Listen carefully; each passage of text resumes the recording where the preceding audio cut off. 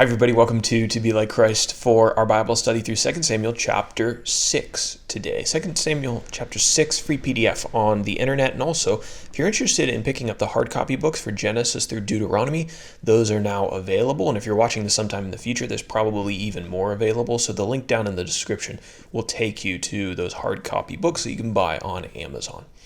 Alright, when did these events happen? I'll just let you know the timeline, the when section is not really going to change a whole lot for 2 Samuel chapter to chapter, because this is pretty much all about the reign of David. David became king of Judah in 1055 BC after the death of Saul. 7.5 years later, he became king of Judah and Israel, so all of God's people. That actually happened in the last chapter.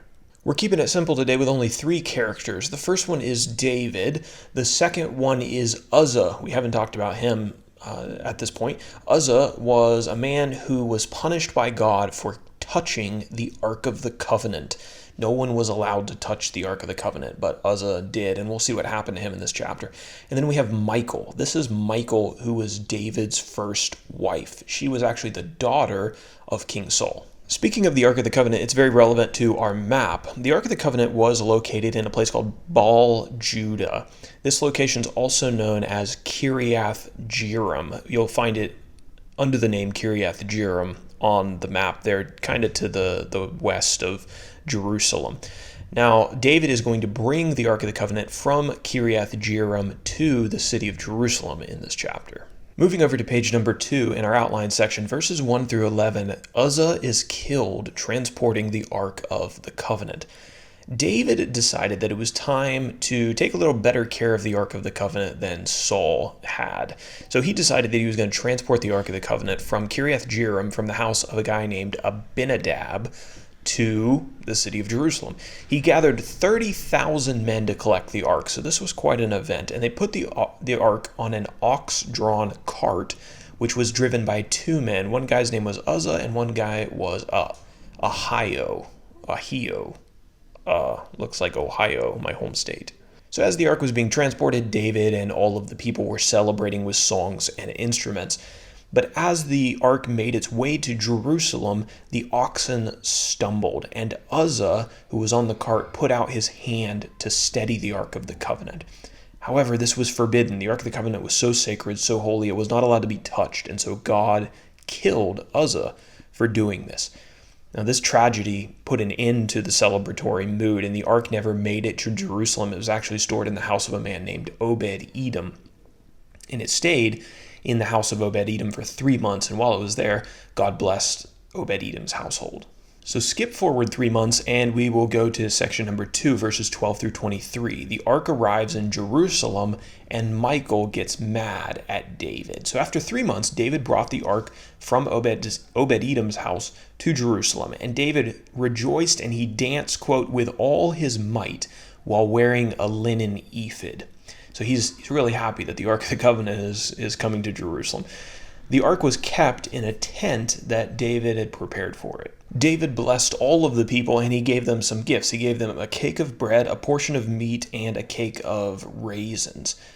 Now, when David returned to his home, Michal, his wife, rebuked him for, quote, uncovering himself in front of the female servants during his celebration. And there's a lot of debate about what this means.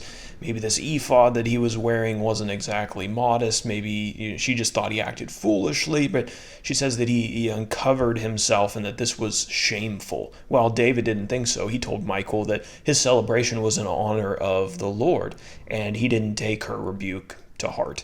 The final verse of the chapter states that Michal was barren and had no children until the day of her death. It doesn't directly say that this was a punishment for rebuking David. It's just stated kind of as a fact. And so that's how the chapter ends.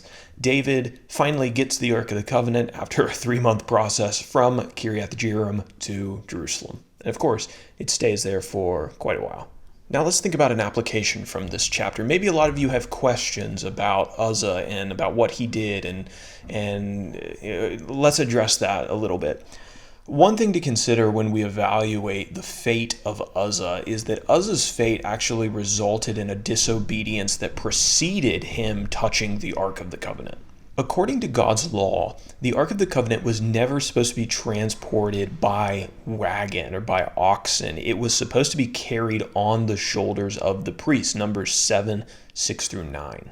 So ignoring God's previous instructions about how the ark was supposed to be transported ended up putting Uzzah into this dilemma. The people of Israel were excited to honor the ark of God. That was a good thing. But their excitement wasn't licensed to ignore God's instructions. So for our application today, no amount of zeal for worship grants us a license to ignore God's commands. Sometimes you'll see churches that are really excited, put a lot of time and energy into their Sunday morning worship gathering. They're excited, they get their people excited about worshiping, but then they largely ignore the rest of what God has written in His Word, the instructions for how people are to live the rest of their lives. Sometimes they fail to teach on culturally sensitive issues. You can't worship your way out of disobedience. We need to worship zealously and be excited about worshiping, and we need to diligently adhere to God's instructions.